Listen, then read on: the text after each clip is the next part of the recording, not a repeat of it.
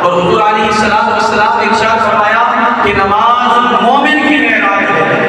نماز مومن کی معراج ہے۔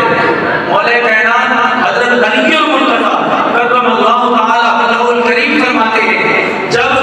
میری یہ خواہش ہوتی ہے، جب میں یہ چاہتا ہوں کہ میں اپنے رب سے ہم کلامی کروں، میں اپنے رب سے گفتگو کروں، میں رب کی بارگاہ میں اپنے ٹکڑے، اپنی عرضیاں، اپنے مسائل پیش کروں، جب میں یہ چاہتا ہوں کہ میں اپنے رب سے کلام کروں، تو اے لوگوں میں نماز پڑھنا شروع کر دیتا ہوں۔ اس لیے محبوب علیہ السلام نے ارشاد فرمایا نماز مومن کی معراج ہے، نماز مومن کی معراج ہے۔ آپ دو جہاں صلی اللہ علیہ وسلم کی بارگاہ میں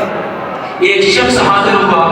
اور عرض کی یا رسول اللہ صلی اللہ علیہ وسلم، اللہ تبارک و تعالیٰ کے نزدیک سب سے پسندیدہ عمل کون سا ہے؟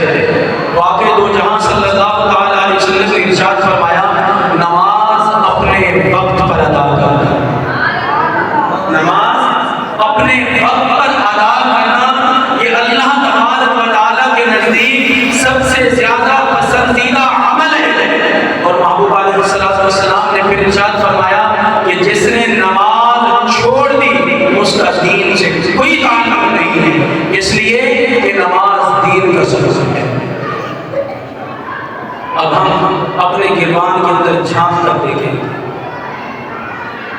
آپ اپنے آپ سے پوچھیں کہ ہم کتنی